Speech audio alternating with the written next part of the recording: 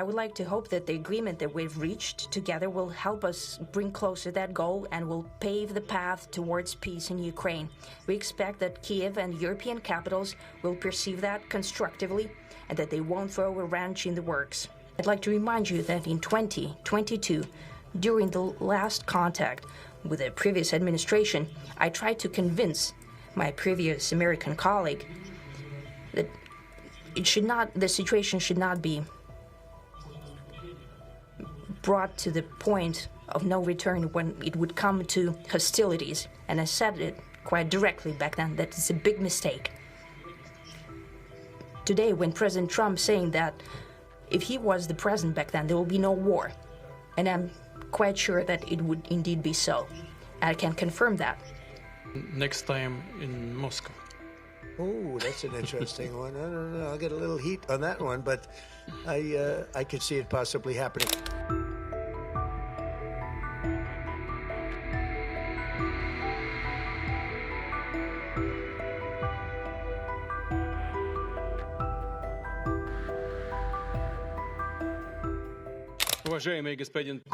Mr. President, ladies and gentlemen, our negotiations have been held in a constructive atmosphere of mutual respect. We have very thorough negotiations that were quite useful. I would like to thank once again my American counterpart for the proposal to travel out here to Alaska. It only makes sense that we've met here because our countries, though separated by the oceans, are close neighbors. So when we've met, when I came out of the plane and I've said, "Good afternoon, dear neighbor. Very good to see you. In good health and to see you alive." I think that is very neighborly. And I think that's some kind words that we can say to each other. We're separated by the Strait of Bering, though there are 2 islands only between the Russian island and the U.S. island. They're only 4 kilometers apart. We're close neighbors, and it's a fact. It's also important that Alaska has to do with our common heritage, common history between Russia and the U.S., and many positive events have to do with that territory. Still, there is tremendous cultural heritage back from the Russian America. For example, Orthodox churches and a lot of more than 700 geographical names of Russian origin. During the Second World War, it was here in Alaska that was the origin of the legendary air bridge for the supply of military aircraft and other equipment under the Lend-Lease program. It was a dangerous and treacherous route over the vast emptiness of ice. However, the pilots of both countries did everything to bring closer the victory. They risked their lives and they gave it all for the common victory. I was just in the city of Magadan in Russia, and there is a memorial there dedicated to the Russian and the U.S. pilots. And there are 2 flags, the U.S. flag and the Russian flag. And I know that here as well there is such a memorial. There is a military burial place several kilometers away from here.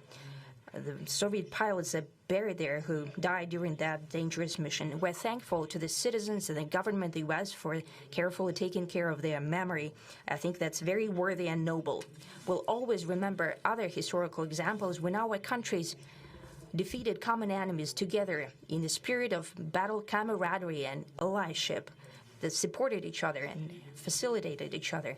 I'm sure that this heritage will help us rebuild and foster mutually beneficial and equal ties at this new stage, even during the hardest conditions. It is known that there have been no summits between Russia and the U.S. for 4 years, and that's a long time. This time was very hard for bilateral relations, and let's be frank, they have fallen to the lowest point since the Cold War. I think that's not benefiting our countries and the world as a whole.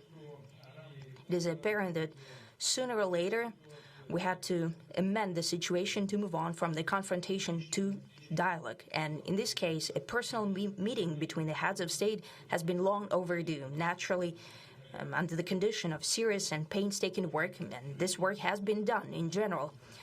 Me and President Trump have very good direct contact. We've spoken multiple times. We spoke frankly on the phone. and special envoy of the president, Mr. Witkoff, traveled out to Russia several times. Our advisors and heads of foreign ministries kept in touch all the time. And you know fully well that one of the central issues was the situation around Ukraine. We see the strive of the administration and President Trump personally to help facilitate the resolution of the Ukrainian conflict. And his strive to get to the crux of the matter, to understand this history, is precious. As I've said, the situation in Ukraine has to do with fundamental threats to our security. Moreover, we've always considered the Ukrainian nation, and I've said it multiple times, a brotherly nation, however strange it may sound in these conditions. We have the same roots, and everything that's happening is a tragedy for us and terrible wound. Therefore, the country is sincerely interested in putting an end to it. At the same time, we're convinced that in order to make the settlement lasting and long-term, we need to eliminate all the primary roots, the primary causes of that conflict. And we've said it multiple times, to consider all legitimate concerns of Russia and to reinstate a just balance of security in Europe and in the world on the whole. And I agree with President Trump, as he has said today, that naturally the security of Ukraine should be ensured as well. Naturally, we are prepared to work on that. I would like to hope that the agreement that we've reached together will help us bring closer that goal and will pave the path towards peace in Ukraine. We expect that Kyiv and European capitals will perceive that constructively and that they won't throw a wrench in the works. They will not make any attempts to use some backroom dealings to conduct provocations to torpedo the nascent progress. Incidentally, when the new administration came to power, bilateral trade started to grow. It's still very symbolic. Still, we have a growth of 20%. As I've said, we have a lot of dimensions for joint work. It is clear that the U.S. and Russian investment and business cooperation has tremendous potential. Russia and the U.S. can offer each other so much in trade, digital, high-tech, and in space exploration. We see that Arctic cooperation is also very possible, and our international context, for example, between the far east of Russia and the west coast of the U.S. Overall, it's very important for our countries to turn the page, to go back to cooperation. It is symbolic that not far away from here, at the border between Russia and the U.S., there was a so-called international date line. I think you can step over, literally, from yesterday into tomorrow. And I hope we'll succeed in that, in political sphere. I would like to thank President Trump for our joint work, for the well-wishing and trustworthy tone of our conversation. It's important that both sides are result-oriented, and we see that the President of the U.S. has a very clear idea of what he would like to achieve. He sincerely cares about prosperity of his nation. Still, he understands that Russia has its own national interests. I expect that today's agreements will be the starting point, not only for the solution of the Ukrainian issue, but also will help us bring back business-like and pragmatic relations between Russia and the U.S. And in the end, I would like to add one more thing. I'd like to remind you that in 2022, during the last contact with the previous administration, I tried to convince my previous American colleague that the situation should not be brought to the point of no return when it would come to hostilities. And I said it quite directly back then that it's a big mistake.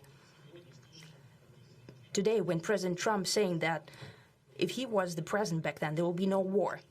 And I'm quite sure that it would indeed be so. I can confirm that. I think that overall, me and President Trump have built a very good, business-like and trustworthy contact. And I have every reason to believe that moving down this path, we can come, and the sooner the better, to the end of the conflict in Ukraine. Thank you. Thank you.